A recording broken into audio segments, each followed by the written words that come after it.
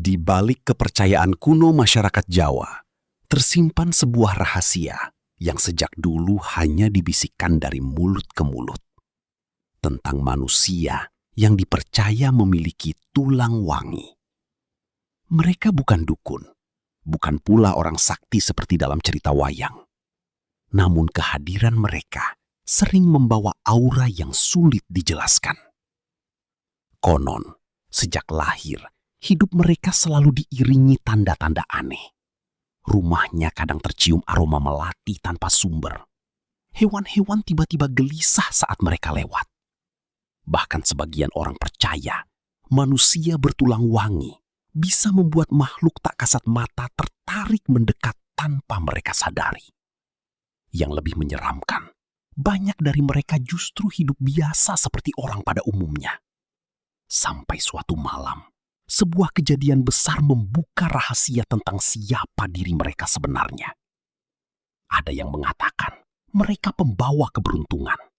Ada pula yang percaya mereka adalah keturunan penjaga perjanjian gaib kuno yang belum pernah terputus selama ratusan tahun. Dan malam ini, kita Assalamualaikum warahmatullahi wabarakatuh.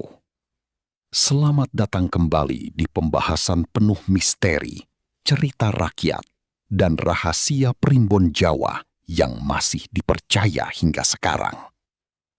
Sebelum kita masuk ke kisah yang akan membuat bulu kuduk merinding ini, tuliskan dulu kota asal kalian di kolom komentar, biar kita semua bisa saling menyapa dari berbagai daerah di Nusantara. Semoga yang sedang punya hutang segera dimudahkan jalan untuk melunasinya. Yang sedang sakit, semoga Allah angkat penyakitnya dan diberi kesehatan kembali. Yang sedang mencari pekerjaan, semoga segera dipertemukan dengan pekerjaan terbaik yang diimpikan. Dan semoga siapapun yang menonton video ini, hidupnya diselimuti keberkahan, ketenangan, rezeki yang lancar, serta kebahagiaan dunia akhirat. Jangan lupa dukung terus channel ini dengan menekan tombol like, subscribe, dan anak yang selalu dikelilingi keanehan. Di sebuah desa terpencil di lereng pegunungan Jawa Tengah, hiduplah pasangan suami istri sederhana bernama Wiryo dan Sulastri. Mereka tinggal di rumah kayu tua yang dikelilingi kebun bambu dan sawah berkabut. Desa itu terkenal sunyi, terutama saat malam tiba. Warga percaya hutan di belakang desa bukan hutan biasa. Konon, tempat itu menjadi jalur lewat makhluk tak kasat mata sejak zaman leluhur dahulu. Pada suatu malam Jumat Kliwon yang dingin dan berkabut, Sulastri melahirkan seorang anak laki-laki. Anehnya, tepat saat bayi itu menangis untuk pertama kali, angin besar tiba-tiba berhembus sangat kencang hingga lampu minyak di rumah warga padam bersamaan. Anjing-anjing melolong panjang ke arah rumah mereka, sementara suara burung gagak terdengar bersahutan di atas atap rumah mereka. Bayi itu diberi nama Jatmiko. Awalnya, semua terlihat biasa saja. Namun sejak Jatmiko lahir, kejadian-kejadian mimpi yang selalu menjadi nyata.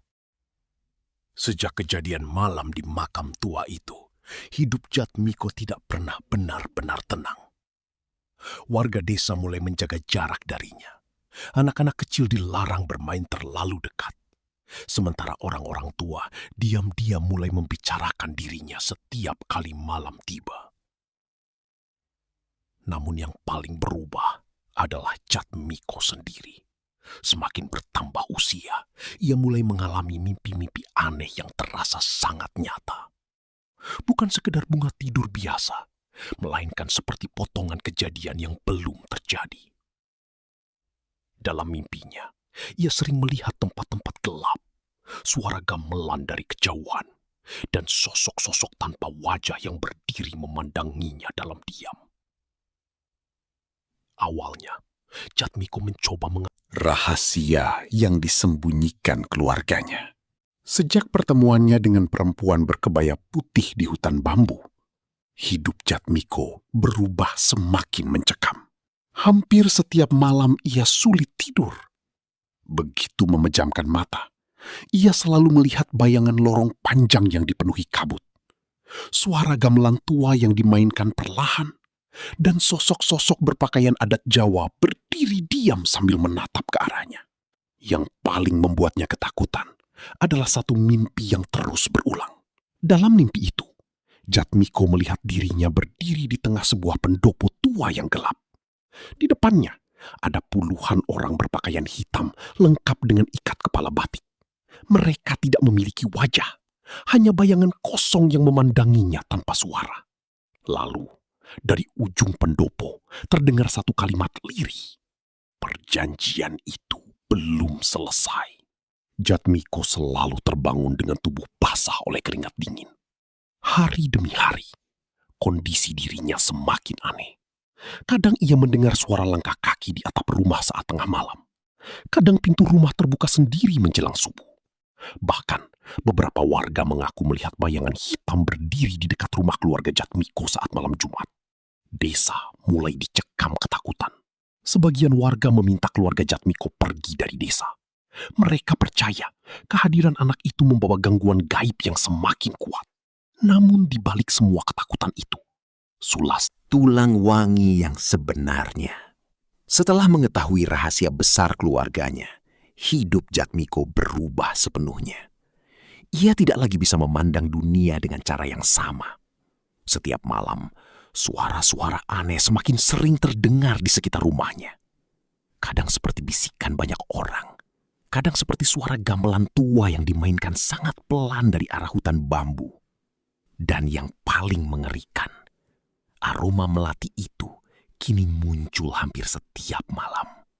Semakin kuat, semakin menusuk.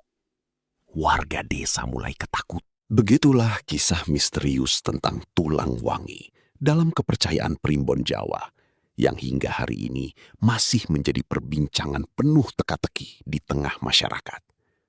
Terlepas dari benar atau tidaknya cerita ini, ada satu pelajaran penting yang bisa kita ambil. Bahwa manusia sejatinya hidup berdampingan dengan rahasia-rahasia kehidupan yang tidak selalu mampu dijelaskan oleh logika.